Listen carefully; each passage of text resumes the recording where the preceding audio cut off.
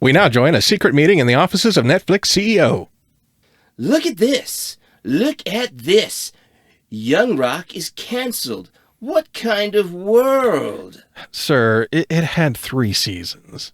Don't tell me my business, Gerald. No, this is a bad sign. A bad sign for the whole home entertainment video business. Well, it's tough for everyone right now, but I think we just need to get back to basics, focus on low-cost content with broad appeal, and... Stop talking. Tell me, Gerald, what's our big project for next year? The show we've got lined up to turn Netflix around. Old Rock. Darn it all! Sir, there's still time to adjust. No, adjust. No. No, we are out of time and certainly beyond any simple adjustment. Netflix needs not a single hit, but we need hits all the time.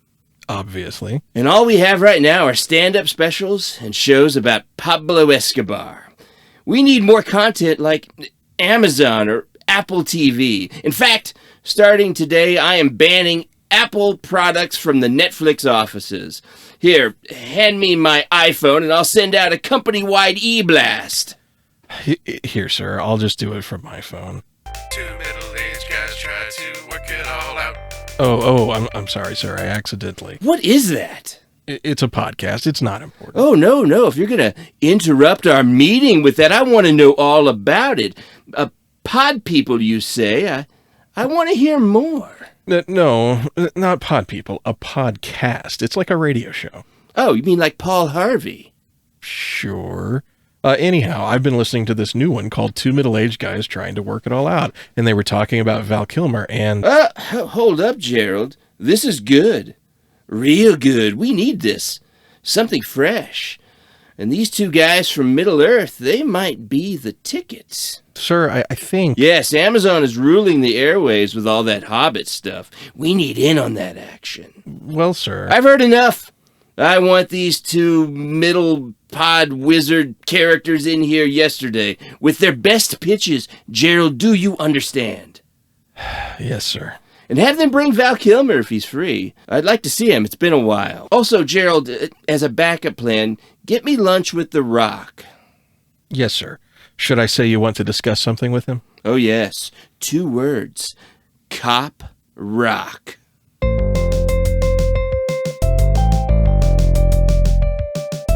Two middle-aged guys try to work it all out. 2 middle-aged guys try to work it all out. 2 middle-aged guys try to work it all out.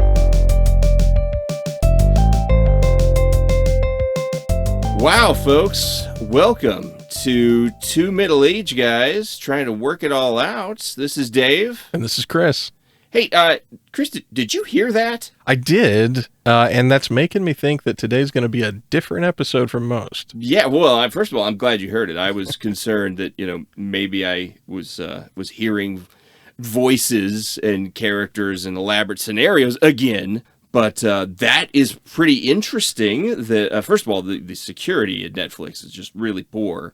Obviously, if that's leaking, and yeah, but I feel like that assistant guy, he's going places. I'm a little concerned that maybe he is leaking to make the CEO, who's obviously not qualified to be a CEO of Netflix or a lemonade stand. I think he leaked that, and it's the only thing that I can think of because, otherwise, also the quality was good. They probably had mics right in front of them. I'm sure. I mean, well, it's Netflix. They need to monitor all those things Yes. and everything. So. Well, you know what they weren't using? They weren't using an Apple phone because the CEO was very clear that after that e-blast, yeah, it's over. It's over. Androids only. Androids only. No, he's going to use.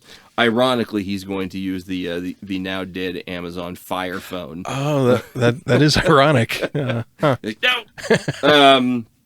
That was folks were playing around. Obviously, we did not get secret footage from inside a bizarre top secret meeting between 2 people at Netflix. Usually, the meetings aren't just the CEO and his Gerald.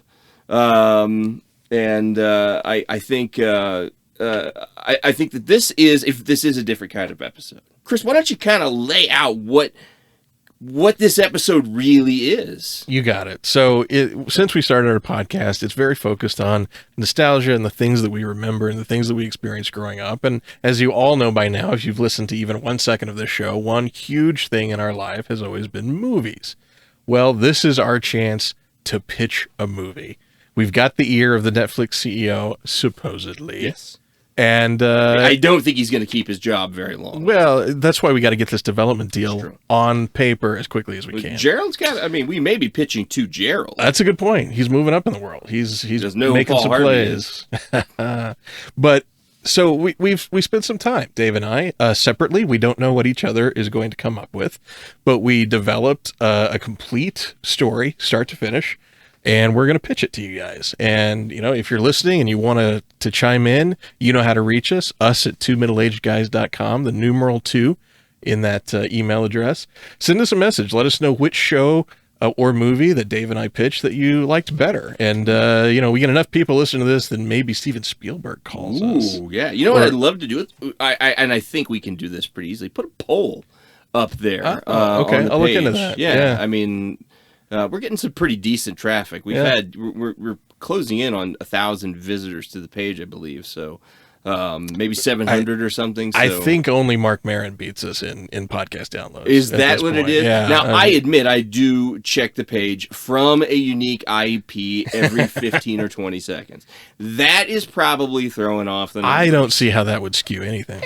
Yeah, but yeah, we want to, you know, we crave feedback from our audience, and we would love to hear what you think of our pitches and which one should win, because the one who wins, the loser has to pay for the production, and these go into the millions of dollars. This is going to be very, very expensive for me because Chris is probably going to win.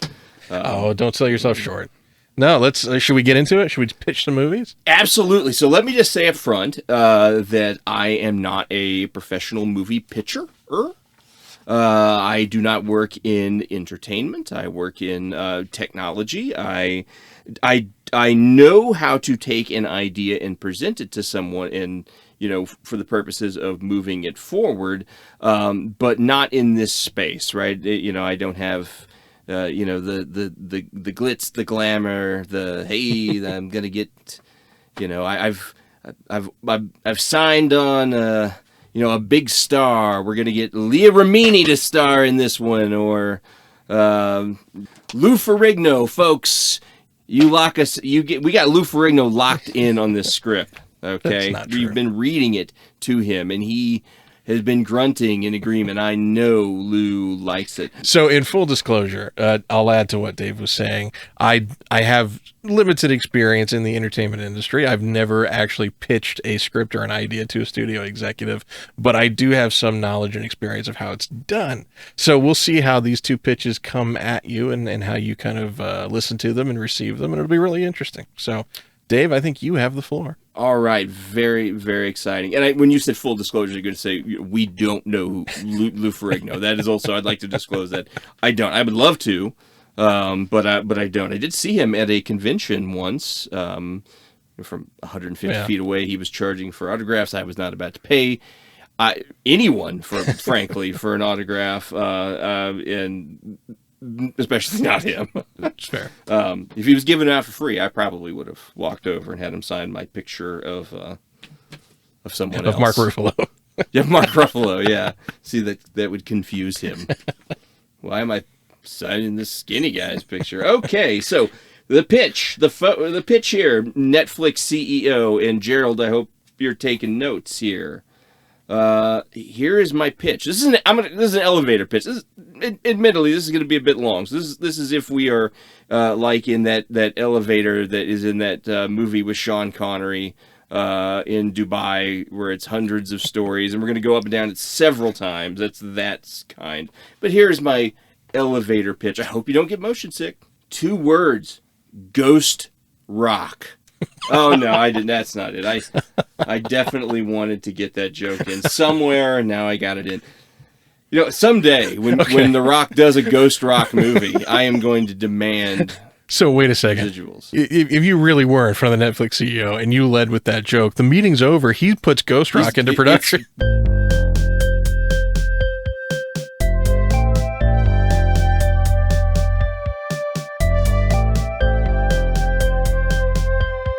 All right, folks. Now, before I get into the pitch, I think we should just want to pull the curtain back just a little bit and be transparent. Chris, this isn't going to be the first time you've heard some of the specifics of this idea that I have. That's true. Yeah. Yeah, it's almost as if, and this would be silly, but it's almost as if I've had to do it. I did it once before, and it wasn't very good, and I'm having to do it again. Right. It's kind of like that, but not that at all. No, because that would be do ridiculous. That. Yeah. No one would. Anyway, that's silly. So, here's my pitch. We're getting in the elevator. We're pressing the button. We're going to floor 700 on the space elevator. It takes us about halfway to the moon. And before I hit close the door on the elevator, just in case you need to run to the restroom, it's a long elevator ride. I understand. I have a question for you. Name two things that go together. Oh. Really well. Just go together. George went and Cheers. Okay, those things. That's really good. That's better than my idea. I'm going to change my pitch. It's the New Adventures of George Wendt. So no, keep that in mind. Two things that go together. I'm going to bring you back. So George Wendt and Cheers. That's great. Keep that in mind. Think of some others. We'll do that. So here's my idea. Right, my project is we're going to follow a group. We're going to come in. The camera's going to come down into this dark, ruined world. It looks like any big city, right? Any big city you can think of. Your Torontos, your Montreals, other Canadian cities. For some reason, Vancouver's. And we're coming in on this city. We see a ruined city, overgrown. It's been this way for years. There is noises in the distance that you can hear humans scurrying about, and your camera is going to land on a band moving through the streets of humans looking very, very dirty, very tired, and they're moving through this ruined world. And you see this, and this group is going to be the group that we follow here on my project. These survivors are moving through a world that has been hit by a horrible virus. And this virus has churned 99% of the world that it didn't kill. It killed many of those, leaving about 1% of the population left, billions. But those that it didn't kill, it's left as being, ravenous, almost as if they have rabies and living off the flesh of other humans. These survivors are moving through this, and our group of survivors that we're going to follow are trying to make it through this ruined world. And this ruined world, the ruin is actually the name of the virus that caused all these deaths, right? So here we are in a world that looks like ours, small band of survivors, about 15 people, and we're following them, right? Just any old city you can think of, right? Does it kind of make sense so far? It does, yes. So now, if you're coming to this, stop me. But I'm lost on when it takes place. Are we thinking 2024? Okay, so let's just keep going. Okay, let's keep going. Because you know what? Something I mentioned 2 things ago, right? You know what people also love? Zombies? Twists. Okay. Okay, so we've got twists. All right, I'm ready. ready. The other thing, we might have those as well. The Z word. Okay. We don't use that word here. Oh. But we know. So this world, part of these survivors, they're trying to make it through this awful world, right? And you can think about, what it would look like trying to survive. You've got infected people trying to get you and eat you. You've got, other groups of survivors trying to take your stuff. Some of them that are not so bad, some of them that are absolutely terrible. But inside this group of survivors, there is someone who's a little bit different. And this world has people that are like him, that are a little bit different. This is an individual who is a superhuman. So this is a world that is ruined. There are zombie-like creatures running around, and there are a very small number of people who are not like others, superhumans, right? So you'll learn that pretty quick. So that this group is being accompanied by someone who's a powerful telekinetic, right? So that's the stage. That's our group of survivors, and this is the world that they live in. So as we'll go through it, will find that there are many twists. That's the big word. Twists. As they try to get out and they try to find escape from this ruined world with this superhero companion. And the name of the project is The Foreclosed Earth, because the bank came and took the Earth back. It's National Zombie Bank. No, we're trying to get through, trying to find an escape. And so as we go through, and I'm not going to give away all the twists here, but I'm trying to set a stage, right? So as we go through this world, we're going to learn that this world is not all what it seems. So early in the series, probably at the end of that first episode, right? So I'm envisioning 3 seasons, each season being about 6 episodes. And you could think of a budget as being in the $2.5 to $3 million an episode range. For context, The Walking Dead at its height, seasons 4 and 5, that was at a $4 million an episode budget. So we're going to be doing it similar, but at a smaller scale. We'll take advantage of technology that's improved to keep that cost low. But we've got this, we're going to find out early that they're trying to escape, right? Where are they going to escape to? Well, they're going to look up, and they're going to look up at the moon. They're going to see lights on the moon. And you realize that there is a moon colony up there, a moon base. And they're trying to escape to that. And the whole point of this is that, they're looking around for a way to get off this foreclosed Earth, this ruined planet.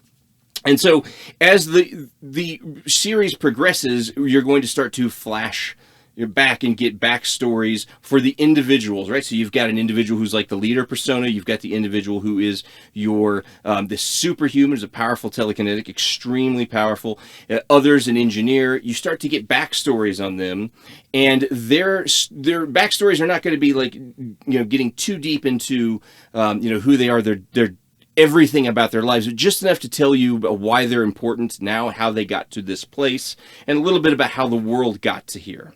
What you'll come to learn is that 3 years ago, this ruin hit the planet. Within a few months, it had taken out, most of the people it was going to take out. And since then, the survivors have just been, trying to figure out how they're going to get by and trying to get to this moon that had quarantined itself off. And you're also going to learn, another big twist, is that it's not our current time. It is about 400 years into the future. The world's had a lot of false starts in its progress towards the future. There's been things like wars and biological warfare, and we suspect that in that 400 intervening years, which is why the technology hasn't gotten very far, and we're just 400 years in the future, just to the moon. But we do know that there's some talk about the superhumans and the creatures, right? We won't call them zombies. We don't call them that, but that these creatures, they might have a similar origin from all of these nuclear attacks and biological attacks. So right now you've got what I would like to say. Ask you to think of 2 things that go well together. You said George Wendt and Cheers. I would suggest that's a great one. Peanut Butter and Chocolate is also pretty good. Not quite as good as George Wendt, but I'm sure George Wendt likes chocolate too, and peanut butter. But I would say zombies or zombie-like creatures and superheroes or superhumans who don't call themselves heroes. They go together. They go together, right? And you know what? No one's brought that yet. AMC has not brought that yet. So we're gonna be bringing that, Netflix. Mr. CEO, as incompetent as you are, we are now bringing our whole the entire the zombie scares and the superhero thrills. We're bringing them together. But there's something else. There's twists all over the place. I'm going to give you one more twist before I don't know if I can handle it. I know. There's one more, though. Is that in this world, the heroes and the villains, right, they're pretty well established, before the world went to crap and people started dying and eating each other. But now things have changed a little bit, right? So some of the people who were bad guys, comes to find out that under pressure, they're not as bad as you would think.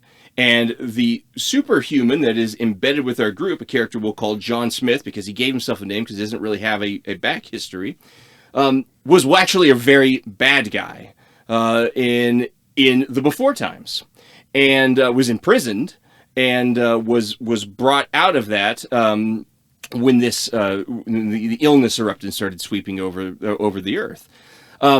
And that the other secret, the other twist that is I should say this though, that he's the good guy now, but he was the bad guy. And many people who were good guys in the past have turned to bad guys. Their true natures have come out, and the former ostensibly good selves have now become more like, the reflection of what they really are inside. And so there are these superhumans out there, and many of them that are out there in these bands that are controlling these groups are actually bad, even though they were considered heroes and national world treasures before.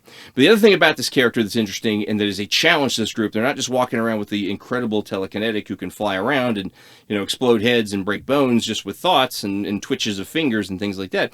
But he can't use his abilities without being heavily medicated. He's a drug addict, right? And without finding the right cocktail of drugs and chemicals, he is powerful but kind of a mess, and maybe even a liability to the group and creating more problems using his powers uncontrollably, or not being able to use them when they think and not being able to use them for the benefit of the team. So they're trying to find these medicines to help get him in the right state, and they find themselves going off. Instead of searching for escape, they're often out looking for more medicines at his behest, and they find that maybe this guy isn't. Maybe having a superhuman isn't what we need in this team. So you're following the survivors and the drama of that, and the world falling apart, and the horror and the fear of the desolation of these creatures coming to get you, and the horror and the fear of, those are monsters, but men who are monsters who are coming after you as well to do awful things to you. And you're relying on this guy now that you brought into your group, who is formerly a bad guy and desperately addicted to medicines that can help his mind focus, and his search for those. And so it's sort of while all the trappings of a superhero book, and a zombie show, it's about, can people change? Can they reform in this, the most desperate of circumstances? And you're going to follow these characters across these 3 seasons, false starts, trying to get away. You find out what's going on the moon. You find out how our lead character, who was in prison, how did he get to prison? What the other superhumans are doing, the state of the world. You find this out over the course of these 18 episodes in 3 seasons, and I think it will create an incredible ride for the viewer. It's going to be an interesting world to develop, this Foreclosed Earth universe. The Foreclosed Earth universe is what I'm promoting. The extended Foreclosed Earth universe will come later. Yeah, of course. So does that make sense? It does make sense. So talk to me a little bit about John Smith. Now, if I followed the pitch correctly, he is the superhuman that is with the group that we swooped in on camera. Telekinetic, very powerful, but crippled by his addictions, and his addictions also help him cope, right? It's like a medicine. And I'm assuming that within this group there are different personalities, and some people are going to be like, we need this guy, and other people are going to be like, this guy is a liability. And waiting for him to show his utility is what they're doing, because so far he's only taken them to like Walgreens and drug distribution depots trying to find medicines and not ever coming up with anything that really helped. You made a comment that some of the hero characters who were heroes before have now become villains. They've shown their true colors. Do we get that information primarily through flashbacks? How is that delivered? That information will be delivered. The main narrative, we will run into those characters as we go. So, one of them is going to be like a character who was a UN peacekeeper who had the ability to control minds and read emotions and read minds. She didn't control them, right? At the time, she was ostensibly good, but although you get the feeling that she was never really good, right? Now her true nature's come out. She just wants to rule what's left of the planet. So you'll see her, we'll encounter her, our characters will, and our bad guy knows her because he was, or John Smith, right? Our former bad guy, he knew her, he interacted with her, and she'll know him, and they'll have a backstory with a context of a very unusual world that is long dead at this point. And then we'll also through some flashbacks get a sense of what that was like. But I don't want to dwell too much on what the past was like, or even how we got to this point, only in that it will inform the viewer who's trying to figure out what's going on in the world right now. The idea with this is, a setting. Post-apocalyptic settings are fairly familiar. Superhero stuff's fairly familiar. Good guys and bad guys. We're going to flip all that stuff over, and we're going to study these characters and the true nature of them, what it means to really be good or bad, and what's possible. How can people change, and what does escape really look like for these characters? They're trying to get off the planet. They're trying to go to something that they have no idea what things are like on the moon. They know there's 30,000 people living there at one point, but those lights are still on. They can see the little blinking lights and the beacons and such. They know that it's still there, and there's still some power there. are they dead, right? And our characters are going to find that out. And we are going to see, and again, I'm pitching this to the productions folks, so there is life up there, and it's not good, and there's its own set of drama, and those worlds will intersect. It becomes very important to finding a safe harbor for everyone on both the Earth and the Moon, for everyone to work together and to overcome not just the challenges of the sick and the ruined, but also of the bad humans who are using their own authority to control others. I'm glad you said that, because obviously if you were pitching a trailer, you wouldn't want to disclose the moon stuff. But since we're pitching to a producer, that was going to be my question. Yeah. Are we going to get to the moon and everybody's going to be skeletons and it's dead and we fought for nothing? So it's good to know that there's still society there, even though if maybe it's not the ideal society we think we're building to. Okay, so that's very interesting.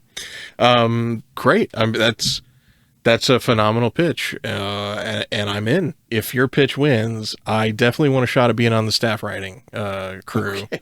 I want to be in that writing room. You're the head writer. Oh, yes. You heard it here, folks. I've got that recorded. All right. Good pitch. That's amazing, and it should exist somewhere. Darn it, Netflix, I hope you're listening. All right. My pitch could not be more different. Not only more different in tone, but also in genre, in scope, in everything. And is that a stand-up special? No, it is not.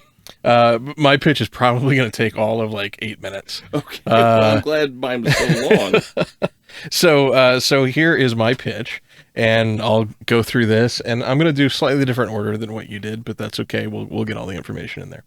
So this is my pitch for a film called Voted Best Couple. And the elevator pitch is: Martin and Allie are high school sweethearts and on the ballot for the yearbook's best couple.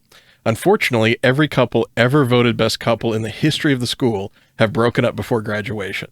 With the help of his friends, Martin goes on a quest to rig the election and guarantee that he and Allie are not voted best couple. So this is a teen rompy movie, high school movie. Absolutely. Okay. It's a John Hughes picture made today.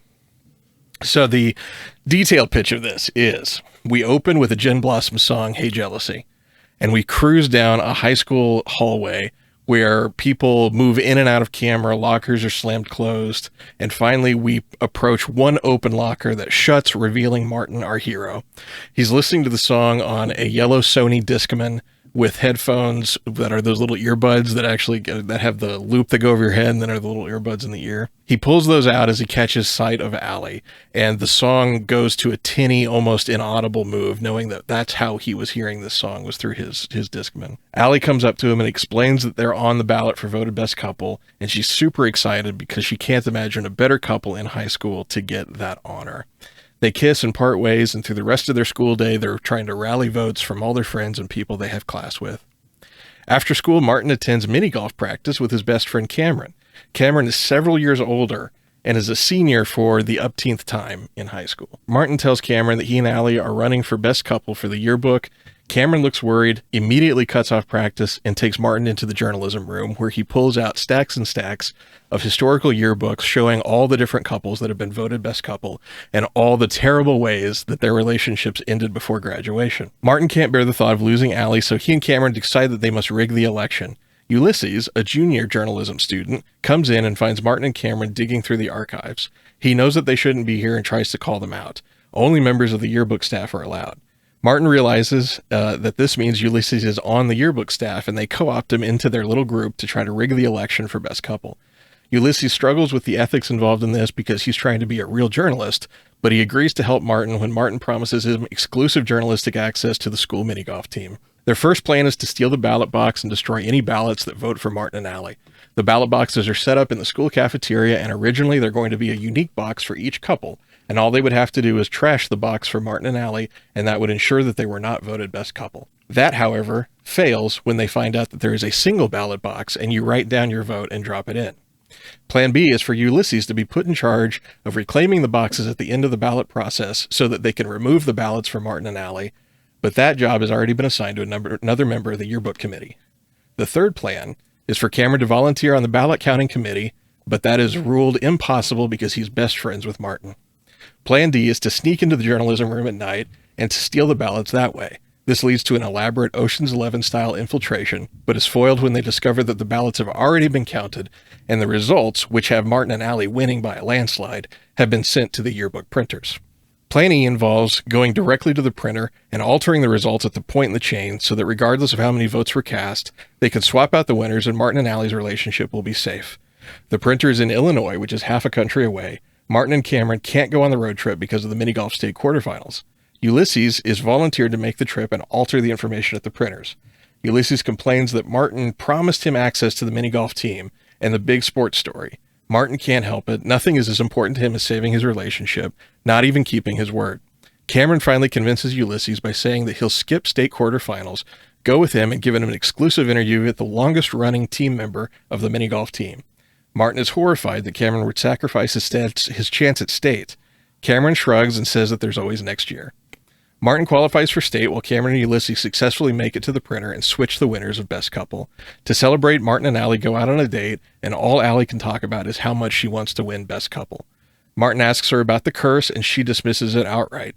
Martin can tell that this really matters to Allie. He drops her off at her home and finds a payphone and gets a hold of Cameron and tells him to go back and switch it to the real winners of the Best Couple contest. Let the votes really be counted. Cameron explains that this means that he and Allie will be broken up before the graduation, and Martin says he knows he can't disappoint Allie. After Martin allows the yearbook to be published and he and Allie are voted Best Couple, he ends up at Allie's front door. We see Allie talking to Martin, but we don't hear any dialogue. Martin's body language tells us everything we need to know about what's being said.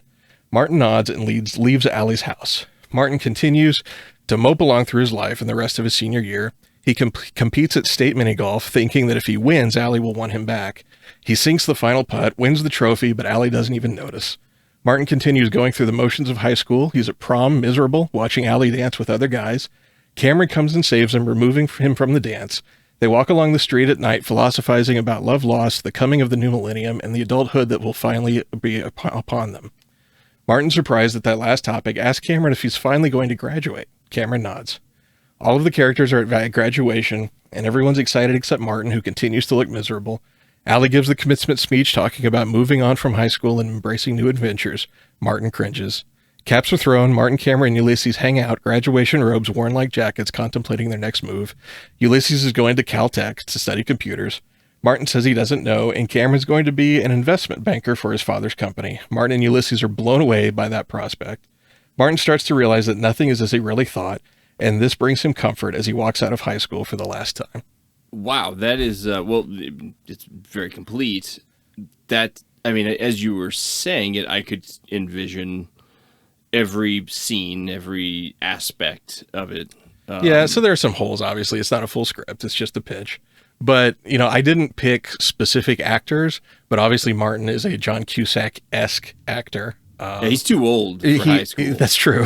No, we got to find new faces for this. This is we got open casting calls. We're going to find the next generation of Hollywood. I guess you could say superstars. he has Benjamin Button's disease if it was Cusack. No, but I mean, Cusack style, and it takes place in 1999, so it's right on the cusp of the millennium.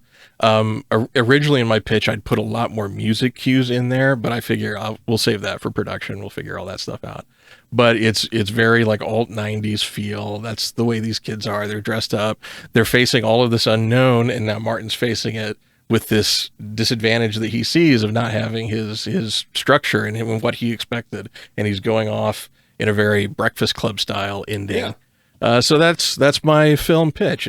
Netflix. It's a lot cheaper than Dave's project. I'll say that. Certainly, yeah. And building an entire moon was going to be very expensive. No, that sounds.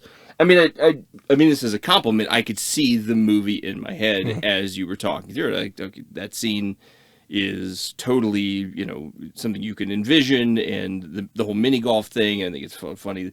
I did not know high schools had mini golf teams. I'm hoping that they don't. They don't. Okay, that's an even better joke. As someone who did not go to high school, I was homeschooled through high school, folks. So I have a really limited understanding of that world. My kids have gone to high school, but I didn't experience it firsthand. So for a half a second, I thought, that could be real. It could, and it's awesome. Yeah. And that would have been a sport I could have participated in. So my daughter did play golf in high school. Sure, like, yeah, that was a golf. thing. Yeah.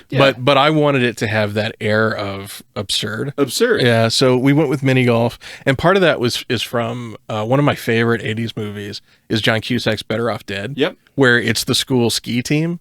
Yeah. And like growing up in the Midwest, I was like, schools don't have ski teams. So that was equally as ridiculous in my mind. So that's where mini golf came from. That's really interesting. And you could go early Wes Anderson was sort of some of the things there. And you get the old, John Cusack Brat Pack quality to it as well. But I think you can update it. Did you ever see a film called Grosse Point Blank? Absolutely, I saw it with you. We did saw we? it together. Yeah, I remember. That's it's one of my absolute favorite movies. It's a great movie. It's the best John Cusack movie ever, and I've been consistently disappointed with John Cusack movies since because they're not that good. I thought that was, I will admit, my first John Cusack movie. Yeah, and I thought they were all that good. I thought this guy's awesome. They're all going to be winners, and it turns out that most of them aren't. Well, and he's got some good roles. He had some good roles. He hasn't in a while. But that tone, the tone of that movie is so perfect. Yes, and that's the tone I'm chasing. With this idea. I think that you. I can totally see that. Good. I would definitely. I'm going to vote for yours because it's less work for me. All I have to do is just see it and enjoy it. Yeah, that is that's a movie right there, right? That is something that, at a different time and place, that was a movie in a theater. Now it's probably a streaming movie because just the way economics work. I mean, absolutely. If Tom Cruise isn't in it, you may not be in the theaters, but that would be totally something I, as would many other people, would see. And I think you would do enough that you cross enough time, that you put enough in it, I think, that it would make someone who is 18 now and someone who's 48, there would be enough there for both audiences that that would be relevant. So definitely. Yeah, I really like that. So now well, thank you very much. And way to go on yours. I mean, talk about epic science fiction. So now I wanted to talk a little shop, if we can throw that in at the tail end of this episode.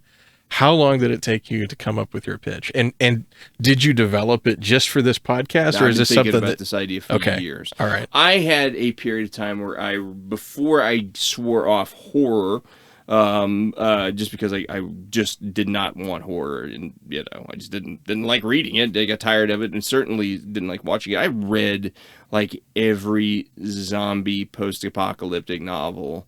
And I still will read some post-apocalyptic novels. I just don't like the zombie stuff.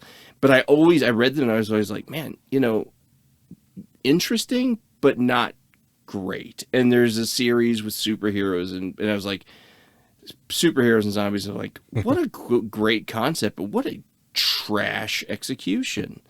And the failure of those to me was always, you don't have access to Superman, Batman, etc. So you're trying to create your own instead of saying the interesting thing is the world, the situations, and the people, and the costumes, the capes, and the cowls. That's just, especially after the world's already in it, those things don't even matter. So I have been thinking about that idea for a long time. Actually putting it together, as you know, I wrote my pitch twice because I threw it away on accident the first time. I would say that the actual, clickety clack on the keyboard was about 2 hours. Wow. So processing the idea for years, but you had not written a word. Nope. And then 2 hours, you came up with 3 seasons. That's insane. If a producer had somebody who could do that regularly, that you talk about the goose that laid the golden egg. I mean, that's as long as it was a good idea, even if it's mediocre. I mean, we've seen a lot of movies. Dave, this is the 8th time you've turned in Ghost Rock. And the 8th one is better. Yeah. No, they're better each time. Don't you understand? Yeah. No, that's phenomenal. He teams up with Patrick Swayze. Oh, It's the Ghost and the Ghost Rock. Ghost and Ghost Rock. Or Ghost and Don Knotts. We get Don Knotts in there and do like a Ghost Rock and Mr. Chicken or whatever. Mr. Chicken, Mr. Muir. What was I thinking of? There, that was a lot of stretch for a Don Knotts joke. Anyway, well, you know. Anyway, Andy, you murdered me. And... So I would love to see your, like, if I'm in charge now, next thing I'm telling you is, okay, we go to outline. And I put a contract in front of you that says I'll pay you X amount of dollars to take your pitch and to put it in outline form. And I'd say, great. How do I give me a template, sir? I'd like to hire someone to do my outline. I tell you what, if you get the opportunity, don't say that. Just say no problem, and then go on the internet and find out how to do an outline. But let me just bing that. Yeah. So I'll say that likewise, this has been an idea that's bouncing around in my head for a very, very long time. But when we talked about this as a podcast topic, that was the first time I'd written anything down. And it took me longer than 2 hours to put that together, because there were a couple of story beats that gave me a little bit of trouble. But there is an industry term which is kind of horrific, but they refer to it as breaking the back of the story. And when you break the back of the story, then you've figured out the layout of the movie. And so it probably took me 2 or 3 days of pretty consistent thinking to break the back of the story and to get all the beats and figure out, okay, this works and that works. And at one point, I was going back and revising it because I had second thoughts on the mini golf thing. And I thought, oh, what if it was High School Radio? Like that appealed to me for some reason. And so I rewrote the whole thing with High School Radio, but I could never figure out how to get Ulysses to agree to go change the results because he wasn't writing a story about High School Radio. Like there was no journalistic reason there. And so I couldn't figure out a way to convince him that he needed to do that for the plot. And so then I was like, oh, okay, let's just go back to mini golf. And I say that because I find the nuts and bolts of this kind of process fascinating. But that was quite a few days worth of work and effort, even though it was just a 7 or 8 paragraph pitch. But I like it. I'd like to see it. I'd like to make it if anyone wants to give me the money. Yeah, but there is something about your idea that can be done, given its scope, that could be done on a relatively small budget. It could. True.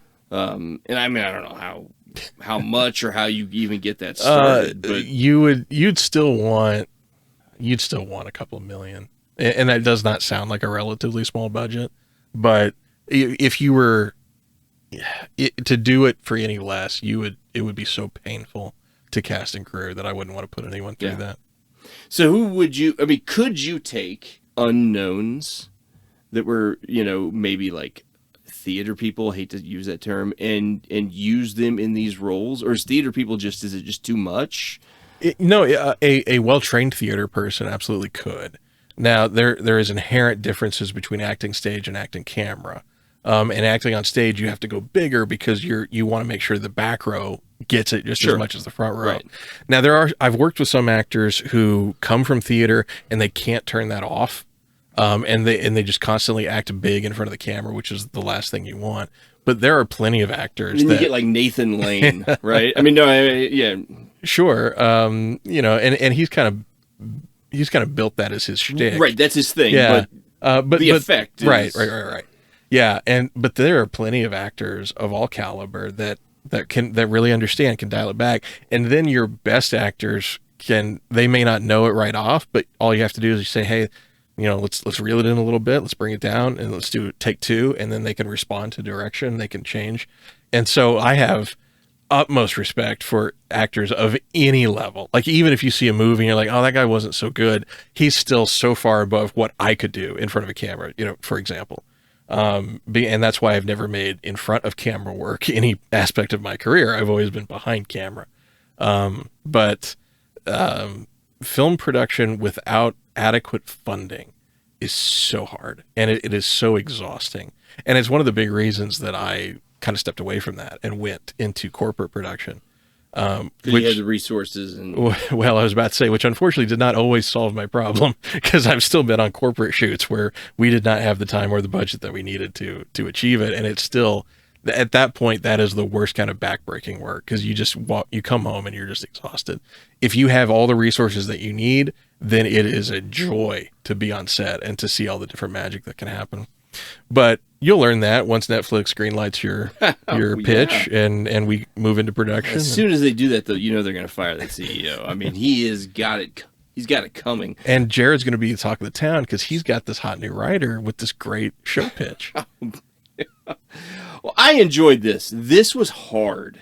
It was. This was more work than, like, let's talk about Christopher Nolan movies. And I mean, it was a lot of work. More work not only in the prep, but also I was surprised more work in the delivery. I mean, I was winded. Yeah. Yeah.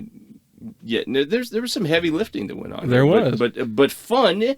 And certainly, I think it's meaningful and rewarding is probably the word I'm looking for. But a challenge, and something that we've verbally said we wanted to do with this podcast was to experiment and to try different things.